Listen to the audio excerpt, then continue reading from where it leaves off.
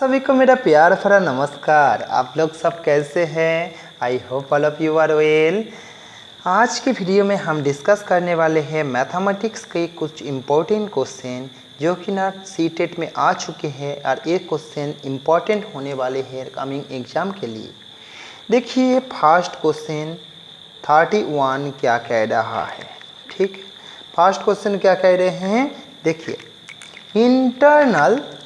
internal base of rectangular box is 15 centimeter long and 12.5 centimeter wide and its height is 7.5 centimeter. The box is filled with cube, each of side 2.5 centimeter. The number of cubes will be। देखिए इस question का meaning, दोस्तों इस question का meaning समझिएगा। Question का meaning समझने का कोशिश कीजिए। Initial base of rectangular box, मतलब रेक्टेंगुलर बॉक्स है दोस्तों, ऐसा एक रेक्टेंगुलर बॉक्स है। रेक्टेंगुलर बॉक्स है ना, सीधा बात आप सोच सकते हो चौबच्चा है ना, ठीक, जिसका लेंथ है 15 सेंटीमीटर, लेंथ 15 सेंटीमीटर है ना, and 12.5 centimetre wide, 12.5 centimetre wide and it's height, ये जो हाइट देख रहे हो हाइट 7.5 सेंटीमीटर, ठीक, ये गिवन दिया हुआ है। ठीक, उसके बाद इस रेक्टेंगुलर बॉक्स को फिलअप करने के लिए एक क्यूब यूज किए हैं, एक क्यूब है ना, एक क्यूब सेपेट बॉक्स से इस रेक्टेंगुलर चौबच्चा को भरने के लिए हम इस्तेमाल कर रहे हैं। इसी क्यूब सेपेट कोई डिब्बा में पानी भर के इस चौबच्चा को भरने जा रहे हैं। ठीक, जिस क्यूब का length white and height same होता है, ये आप जानते हो। इस क्यूब का जो साइड का लेंथ कितना है 2.5, तो फिर number of cube will be, तो कितने बार भरने पर इस चौबच्चा को भरा जाएगा। देखिए पहले ये जो रेक्टेंगुलर बॉक्स है, इसका वॉल्यूम और इसका वॉल्यूम, तो इसको भरने के लिए कितने बार, तो आप 10 बार डालोगे, 20 बार डालोगे, कितने बार डालोगे, तो इसका वॉल्यूम जितना है उसको डिवाइड करेंगे इसका वॉल्यूम से, तो कितने बार डालना पड़ेगा तो आपको पता चलेगा। सीधा बात, इस रेक्टेंगुलर चौबच्चा का वॉल्यूम को डिवाइड करेंगे इस क्यूब का वॉल्यूम से, तो पता चल जाएगा दोस्तों। चलिए आइए करते हैं सिंपल, देखिए क्विक आंसर करना है। तो volume of the rectangular box का वॉल्यूम होता है लेंथ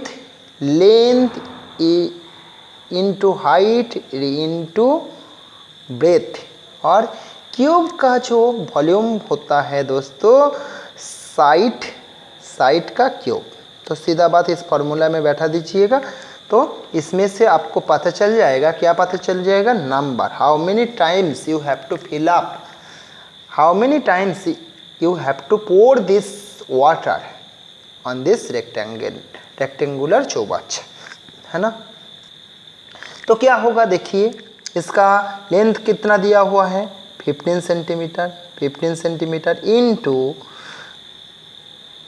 इसका वाइट कितना दिया हुआ है 12.5 मतलब क्या होता है 12 इंटू 2 24 एक 25 होता है, 25, और नीचे 2 को मैं नीचे 2 बैठा रहा हूँ, और हाइट 7 इंटू 2 इन प्लस 1 15 होता है इंटू 15, ठीक, into 2।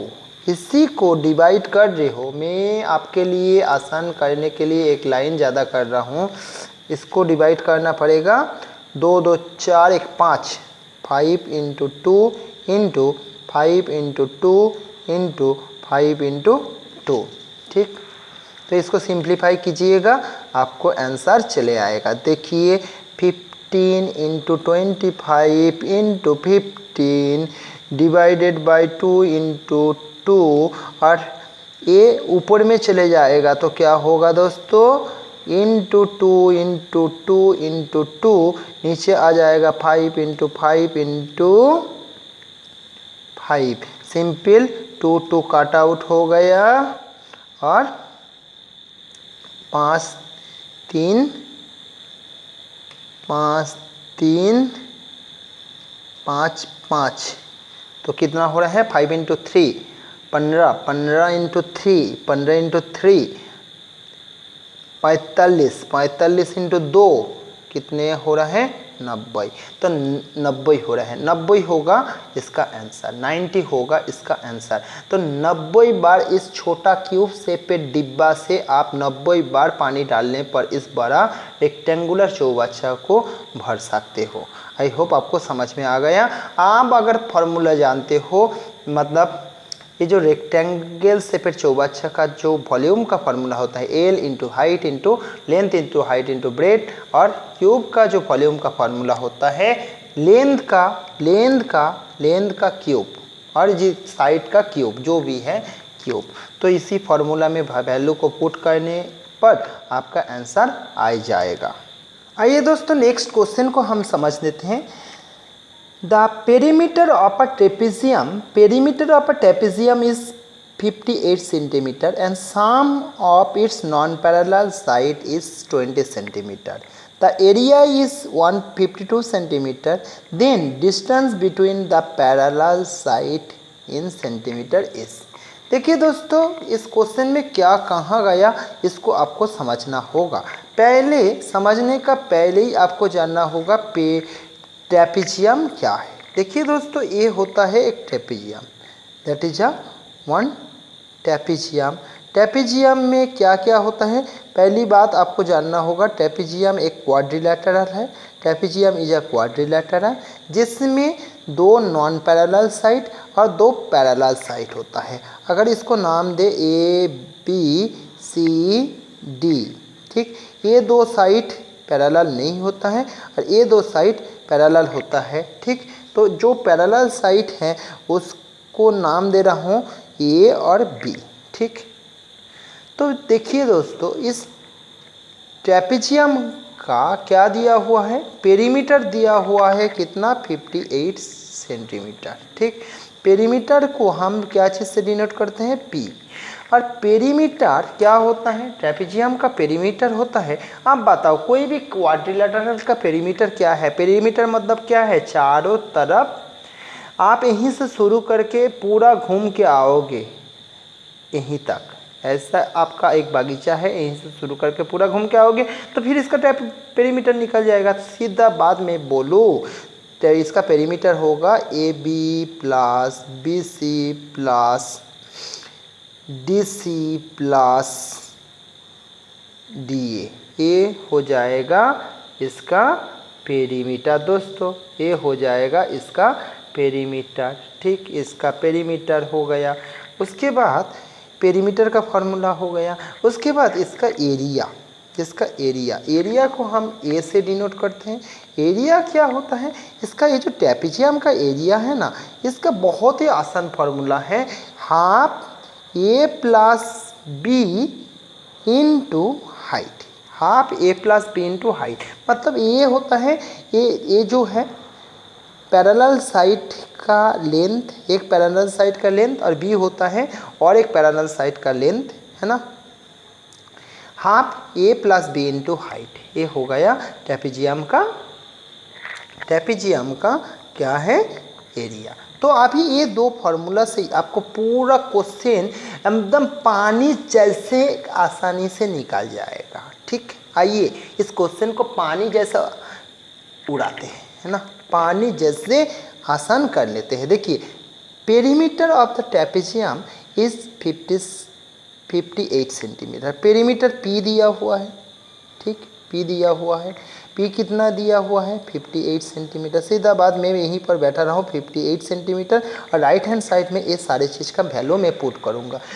Perimeter 58 centimetre and sum of non parallel side. देखिए दोस्तों ए साइड का ए और ए साइड का सम को दिया हुआ है कितना है 20।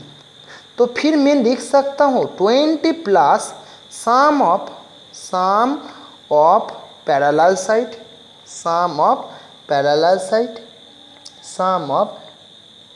Parallel side. तो देखो चारों साइड मिल के, दोस्तों इसको समझिएगा, चारों साइड मिल के इसका पेरीमीटर होता है। तो फिर नॉन पैरेलल साइड का साम दिया हुआ है, क्वेश्चन में गिवन है हमको पैरेलल साइड, ये दो पैरेलल साइड, मतलब इसका वैल्यू मिल जाएगा। कैसे मिल जाएगा? सीधा पेरीमीटर से नॉन पैरेलल साइड को माइनस करूँगा तो क्या मिल जाएगा? Psalm of parallel side. ए और बी का जो प्लस ए प्लस बी हमको मिल जाएगा। क्वेश्चन में गिवन है नॉन पैरेलल साइड का एडिशन दिया हुआ है, हमको पैरेलल साइड का एडिशन मिल जाएगा पेरीमीटर से, और एरिया दिया हुआ है पैरेलल, ये दो पैरेलल साइड के बीच डिस्टेंस मतलब हाइट पूछा है, ये हाइट क्वेश्चन में पूछा है, तो हाइट आप हमको निकल जाएगा। सीधा बात करते हैं, सम ऑफ पैरेलल साइड, सीधा बात, सम ऑफ पैरेलल साइड 58 माइनस 20 कितना हो रहा है? 8 प्लस 38, तो 38 हो गया सम ऑफ पैरेलल साइड। तो अभी देखते हैं एरिया, यहीं पर एरिया गिवन दिया हुआ है। कितना एरिया गिवन दिया हुआ है? अच्छे से आप देख लीजिए, एरिया गिवन दिया हुआ है 152 सेंटीमीटर। आइए, एरिया दिया हुआ है 152 सेंटीमीटर, 152 सेंटीमीटर, 152 हम रख लेते हैं, और क्या है हाफ दे देते हैं, और ए प्लस बी हमको मिल गया, कितना है? 38 मिल गया। हाइट को बोला है क्वेश्चन में, क्या पूछा है? डिस्टेंस बिटवीन पैरेलल साइड, मतलब क्या है? हाइट पूछा है। तो आप देखो हाइट छोड़ के सारे चीज़ आपको पता है, क्या है? ये कितना है? 19 है ना, 19। तो कितना हो जाएगा? हाइट इक्वल्स टू 152 अपन 19। तो कितना हो जाएगा? 8 आ जाएगा इसका आंसर दोस्तों, 8 आ जाएगा इसका आंसर। तो पैरेलल साइड का, तो सीधा बात आपको और एक बार समझा रहा हूँ, this is the trapezium. Trapezium का दो नॉन पैरेलल साइड होता है, दो पैरेलल साइड होता है। पेरीमीटर दिया हुआ है, कितना पेरीमीटर होता है? सारे साइड का एडिशन होता है पेरीमीटर, सारे साइड का एडिशन होता है पेरीमीटर दोस्तों, ये हम जानते हैं।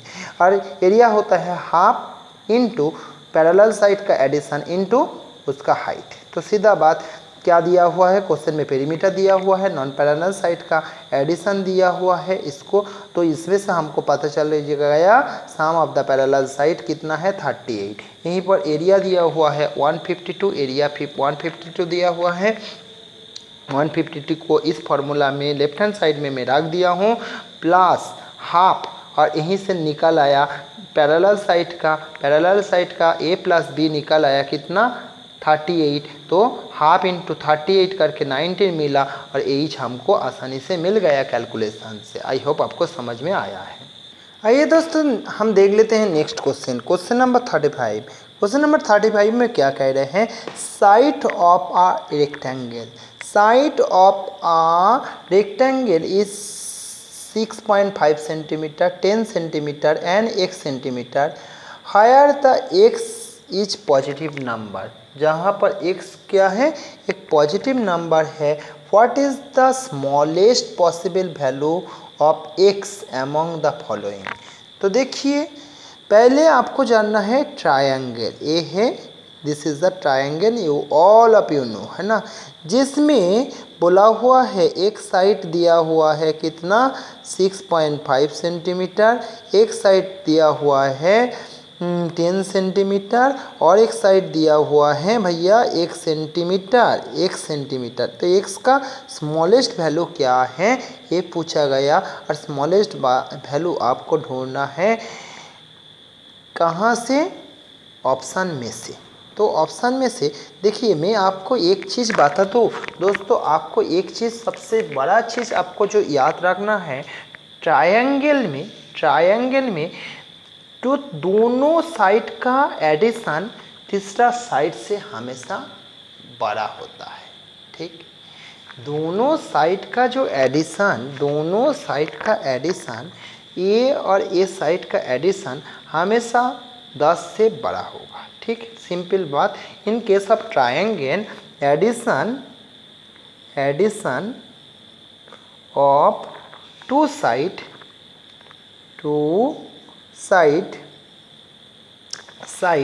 should greater than the third side।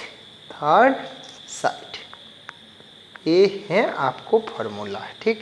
कोई भी ट्रायंगल के लिए एडिशन ऑफ टू साइड, दोनों साइड का एडिशन तीसरा साइड से ऑब्वियसली बड़ा होगा, ठीक। ये चीज़ अगर जान गए हो तो आप इस क्वेश्चन को हवा जैसे उड़ा देंगे। देखिए 6.5 ये 10 है, 10 से बड़ा होना चाहिए। ऑप्शन क्या दिया हुआ है, देखिए 3.5 होगा तो 10 होगा, तो 10 के इक्वल हो जा रहा है, ये नहीं होगा। तो 6.5 के साथ आप 4 ऐड करेंगे तो कितना हो रहा है 10.5, जो कि ना थर्ड साइड दोस्तों क्या है 10 से बड़ा है। तो सबसे स्मॉलेस्ट वैल्यू क्या है 4 होगा, ठीक। देखिए उसके बाद क्वेश्चन नंबर 36 में क्या बोला है, इसको अच्छे से क्वेश्चन को देखिएगा। आपके प्यारे बच्चे छाया है ना, छाये simplified the given rational number, छाये जो है छाया सिंप्लीफाई किए हैं गिवन रैशनल नंबर। क्या है रैशनल नंबर 25 -25 डिवाइडेड बाई -30 है ना। सिंप्लीफाई करने से माइनस माइनस कैंसिल हो जाएगा, माइनस माइनस कैंसिल हो जाता है आप जानते हो, और ये हो जाएगा 5/6 ये होना चाहिए। लेकिन उन्होंने गलती से यहीं पर माइनस वैल्यू ला दिए हैं, तो ये कौन सा कुछ टाइप ऑफ एरर है ये पूछा गया। क्या है प्रोसीड्यूरल एरर, गलती क्या है प्रोसीड्यूर में गलती है, बिल्कुल नहीं, ये तो प्रोसीड्यूर में कोई गलती नहीं, वही उसका कैलकुलेशन सही है। लेकिन क्या है error due to wrong interpretation of the problem, ठीक, error due to wrong interpretation of the problem, ये भी नहीं है, ठीक। केयरलेस एरर, गलती किया, क्या गलती कैलकुलेशन में केयरलेस किया, ये भी नहीं है। कॉन्सेप्चुअल एरर है, बिल्कुल सही है, क्योंकि ना छाये का कॉन्सेप्ट, छाया उनका जो कॉन्सेप्ट है माइनस माइनस कैंसिल आउट हो जाता है, ये कॉन्सेप्ट उनको हो सके क्लियर नहीं है, या फिर इसी कॉन्सेप्ट में एरर हुआ है, ठीक। तो ये कॉन्सेप्चुअल एरर है दोस्तों। नेक्स्ट देखिए दोस्तों, ये जो है क्वेश्चन नंबर 37 को देख लेते हैं। क्वेश्चन नंबर 37 में क्या बोला हुआ है दोस्तों, अच्छे से देखिएगा, क्लियर कर ले रहा हूँ। Data handling at upper primary stage, focus on. Maths book, आप एनसीईआरटी का मैथ्स बुक खुलिएगा, उसमें अपर प्राइमरी में डाटा हैंडलिंग दिया हुआ है। तो क्यों डाटा हैंडलिंग पढ़ने का टारगेट क्या है, डाटा ऑर्गेनाइजेशन ओनली, डाटा को ऑर्गेनाइज करना केवल, technique two of data collection, data collection करने का टेक्निक सीखने के लिए, ये भी नहीं है। Data collection organisation and interpretation, यहीं पर एंड और इंटरप्रिटेशन एक साथ जोड़ दिया है ना, एंड इंटरप्रिटेशन दोस्तों, यहीं पर मैं भी कंफ्यूज हो गया था। क्या है data collection organisation and interpretation, ठीक। तो क्यों डाटा हैंडलिंग को क्यों पढ़ाया जाता है अपर प्राइमरी लेवल में, डाटा को कलेक्ट करना, कैसे ऑर्गेनाइज करेंगे और उसी को कैसे इंटरप्रेट करेंगे। इंटरप्रेट मतलब क्या है, जरूरी के आधार पर उसको हैंडल करना, उसी को कहा जाता है इंटरप्रेट, ठीक। तो इसी को पढ़ाने का जो मकसद है यही है दोस्तों, ठीक। आइए दोस्तों नेक्स्ट क्वेश्चन को हम समझ लेते हैं। Which one of the following is not a problem solving strategy in mathematics, which one of the following is not a problem solving strategy of mathematics. Problem solving of the mathematics का problem को हम solve करते हैं, कौन कौन method में solve करते हैं, उसका स्ट्रेटेजी क्या है, प्रॉब्लम सॉल्विंग स्ट्रेटेजी क्या है, और पूछा हुआ है कौन सा नहीं है। देखिए सॉल्विंग बैकवर्ड कोई क्या है, कोई हम आपको फार्मूला मिला है, फार्मूला कहाँ से आया उसको साबित करने के लिए हम बैकवर्ड में जाते हैं, है ना। ट्रायल एंड एरर, है ना। ट्रायल एंड एरर हम पहले ही कर रहे थे, देखिए थे। मतलब क्या है, ट्रायंगल वाला फार्मूला में हम ट्रायल एंड एरर से ही कर रहे थे, है ना। ठीक, तो ट्रायल एंड एरर भी तो सही आंसर है।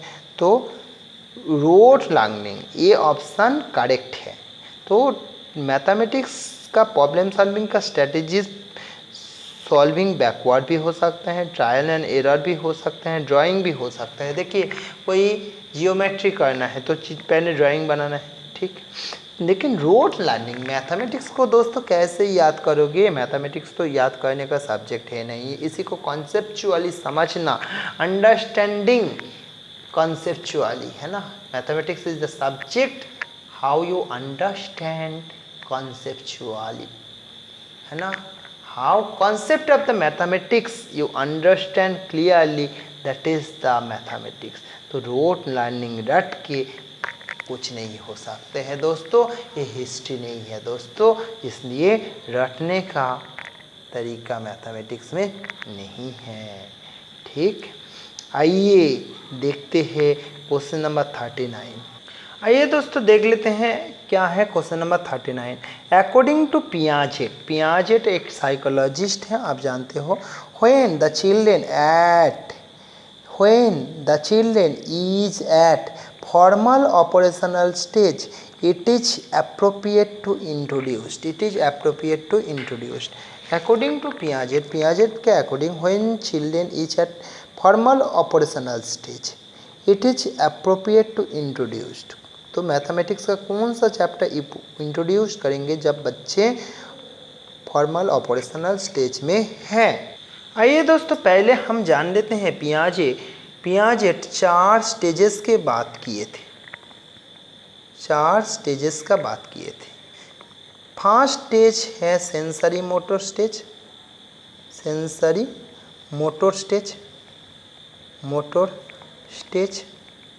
जो कि ना सेंसरी मोटर स्टेज जो कि ना जन्म से लेकर के 0 to 2 इयर्स तक होता है, जो कि ना इन दिस स्टेज बच्चे अपने सेंस ऑर्गन के मदद से बच्चे अपना प्रकृति के बारे में, आसपास के बारे में ज्ञानार्जन करते हैं। He and she get the knowledge by its sense organ। This period is start from 0 years to 2 years, sensory motor stage. उसके बाद दोस्तों सेंसरी प्री ऑपरेशनल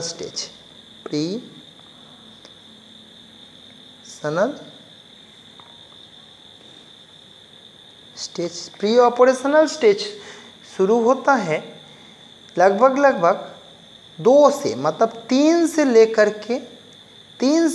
के 6 साल तक, 2 तक हो गया, या फिर 2 से 6 साल तक, 2 से 6 साल तक। तो प्री ऑपरेशनल स्टेज में बच्चे लैंग्वेज सीखते हैं, स्कूल जाते हैं पहली बार अपना बच्चे स्कूल जाते हैं, LKG में जा सकते हैं या फिर UKG में या फिर क्लास 1 में। ये तो 2 से 6 साल के बीच ही जाना चाहिए, है ना, और जाते भी है। प्री ऑपरेशनल स्टेज, इस स्टेज में फ्रेंडशिप और बाहरी एनवायरनमेंट, स्कूल का एनवायरनमेंट के बारे में जान पाते हैं, ठीक। उसके बाद थर्ड प्री ऑपरेशनल स्टेज, पहला sensory motor preoperational stage, उसके बाद concrete operational stage, concrete operational stage. Next stage है concrete operational stage. Concrete operational stage शुरू होता है दोस्तों 6 से लेकर के 11 साल तक, 11 या फिर 12 साल तक। तो 6 से 12 साल के बीच में बच्चे का ग्रोथ थोड़ा सा स्लो हो जाता है, लेकिन उनका अंदर में जो मूवमेंट और उनका अंदर में मूवमेंट आता है, बहुत अच्छा मूवमेंट आता है, हर ऑर्गन के बीच मूवमेंट आता है। Concrete operational stage, concrete operational stage में जो पियाजे का जो एक्सपेरिमेंट है ना, वो समझ पाते हैं। मतलब प्री ऑपरेशनल स्टेज में जो नहीं समझ पाते थे, जो ये है, ये वाला एक्सपेरिमेंट आपको आता होगा। इसी में पानी भरे हैं, उसी पानी को इसमें डाल दिए, इसी पानी को इसमें डाल दी है, तो बच्चे बोलेंगे प्री ऑपरेशनल स्टेज का बच्चे बोलेंगे इसमें ज़्यादा पानी है, जबकि दोनों में बराबर है। जब उन्होंने लंबा देखे हैं तो फिर प्री ऑपरेशनल स्टेज का बच्चे बोलेंगे इसमें पानी ज़्यादा है, लेकिन कंक्रीट ऑपरेशनल स्टेज में उनको ये धारणा, ये कॉन्सेप्ट क्लियर हो जाता है। और लास्ट स्टेज जो है, last stage formal operational stage, इसमें हाइपोथेटिकल थिंकिंग आता है, लॉजिकल थिंकिंग आता है, रीजनिंग एबिलिटी आता है। ठीक, ये सारी चीज़ आता है फॉर्मल ऑपरेशनल स्टेज, जो कि ना 11 से लेकर के 18 साल तक होता है दोस्तों। तो इस स्टेज में हम क्या है, मैथमेटिक्स, जो कि ना एब्स्ट्रैक्ट थिंकिंग बच्चे का अंदर में अगर सिलेबस में उसका करिकुलम में इंट्रोड्यूस करे, एब्स्ट्रैक्ट थिंकिंग का कॉन्सेप्ट फॉर्मल ऑपरेशनल स्टेज में ही आता है। देखिए दोस्तों, जब आपको चारों स्टेज के बारे में क्लियर हो गया तो इसमें क्वेश्चन में कहा गया, अकॉर्डिंग टू पियाजे when the children at formal operational stage it is appropriate to introduce, उसी समय कौन सा चैप्टर आप इंट्रोड्यूस करना चाहते हो। नंबर तो पहले सीख गए हैं, कौन सा स्टेज में सीखते हैं, बच्चे नंबर सीखते हैं कंक्रीट ऑपरेशनल स्टेज में ही सीख लेते हैं, या फिर प्री ऑपरेशनल स्टेज में। जियोमेट्री कंक्रीट ऑपरेशनल स्टेज में वो कर पाते हैं, या फिर रेशियो एंड प्रोपोर्शन, ये जो है एब्स्ट्रैक्ट थिंकिंग वाला चीज़ है। ये एब्स्ट्रैक्ट थिंकिंग उनका अंदर में डेवलप्ड होता है फॉर्मल ऑपरेशनल स्टेज में ही। मतलब 11 साल के बाद के जो बच्चे हैं, उन्होंने रेशियो और प्रोपोर्शन के बारे में कॉन्सेप्ट उनका माइंड में एब्स्ट्रैक्ट थिंकिंग आने पर ही वो सारी चीज़ कर पाएंगे। आइए हम देख लेते हैं नेक्स्ट क्वेश्चन नंबर 40 क्या है। Read the following problem given in the text book of class 7। Class 7 का टेक्स्ट बुक में ये प्रॉब्लम दिया हुआ है। A map is given with a scale 2 centimetre. 2 centimetre map में जो 2 सेंटीमीटर इक्वल्स टू 100 किलोमीटर दिया हुआ है। What is the actual distance between two places in kilometer if the distance on the map is 2.5 centimetre. 2 centimetre equals to होता है 2 centimetre equals to होता है 1000 kilometre. 2 centimetre equals to 1000 kilometre. तो 2.5 centimetre equals to क्या होगा, मतलब क्या होगा, 2.5 centimetre equals to 2 centimetre equals to 100। 1 centimetre equals to कितना, 500 है ना। और ये हाफ सेंटीमीटर इक्वल्स टू क्या है, 250। मतलब क्या है, 250 आप ऐड करो 1000 के साथ, है ना।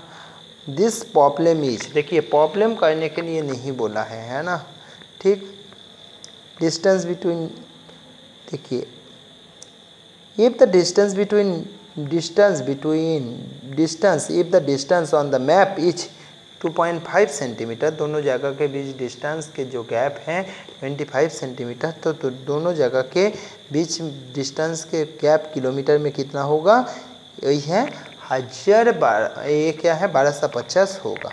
तो क्या है, ये जो क्वेश्चन में क्या बोला है, दिस प्रॉब्लम इज, एक कौन सा type of problem, based on higher order thinking skill. ये तो बिल्कुल नहीं, इसमें क्या हायर ऑर्डर थिंकिंग की हो, आप मेरे को बताओ ना। 2 centimetre equals to 1000 centimetre, 1000 kilometre, और 2.5 सेंटीमीटर इक्वल्स टू कितना है, आप सिंपल कैलकुलेशन करके मतलब 1250 ला दी हो।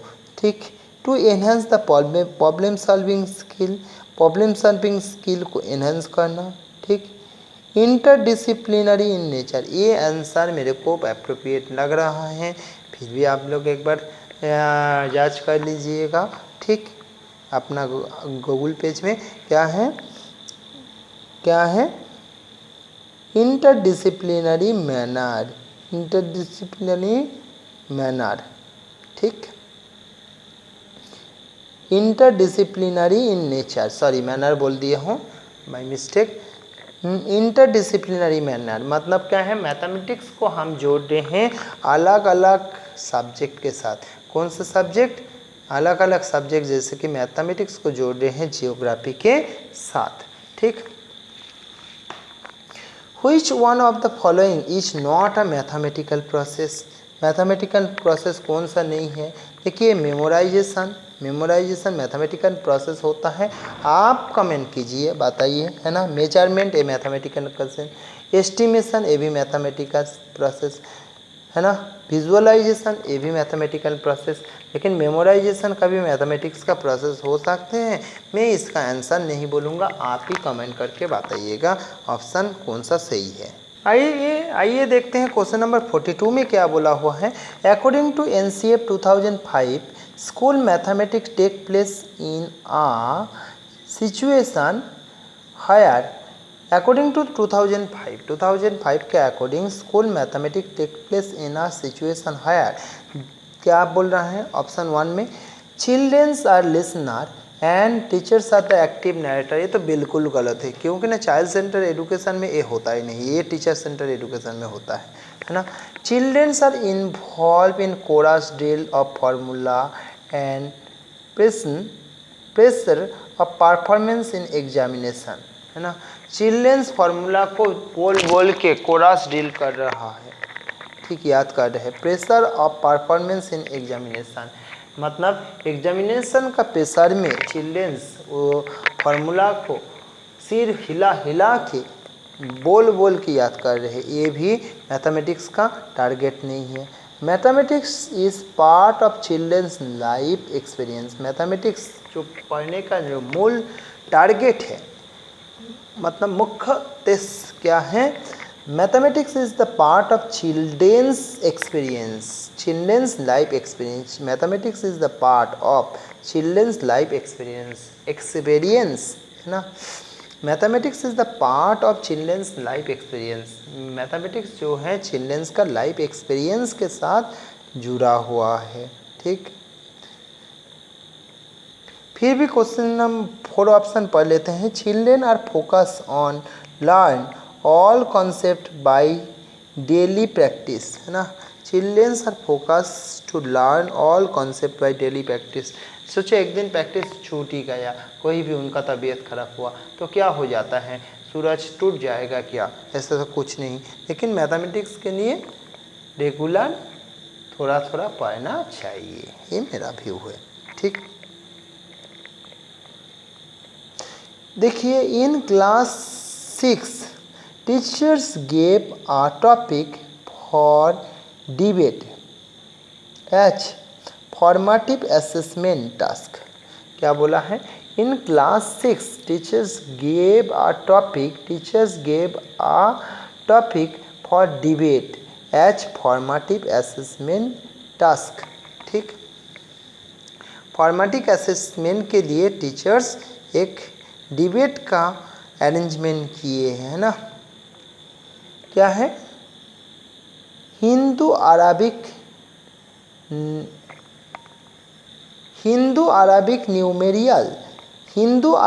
न्यूमेरियल are more powerful than Roman numeral. Hindu Arabic numeral are more powerful than the Roman numeral से ज़्यादा पावरफुल क्या है? Hindi Arabic numeral. ये तो सही है, क्योंकि रोमन में लिखने पर कितना बार एक वर्ड को लिखने के लिए 3 बार लिखना पड़ता है ना। जैसे कि 12 एक्स डबल आई, उसके बाद 13, सोचो 23 एक्स 3 लिखना पड़ेगा, एक्स 3, है ना, 3 दाढ़ी, है ना। तो क्या है? इसलिए अरबिक तो ज़्यादा पावरफुल है ना। तो देखिए क्यों होगा। Objective of this activity is to assist. देखिए ऐसा एक्टिविटी देने का जो टारगेट है, Hindu Arabic number Roman number से ज़्यादा पावरफुल ऐसा एक्टिविटी देने का टारगेट क्या है? क्रिएटिविटी? नहीं, कहीं तो क्रिएटिविटी का कोई जगह नहीं है। नॉलेज? नॉलेज तो है उसको, लेकिन नॉलेज भी अप्रोप्रिएट आंसर नहीं है। अंडरस्टैंडिंग? ये नहीं है।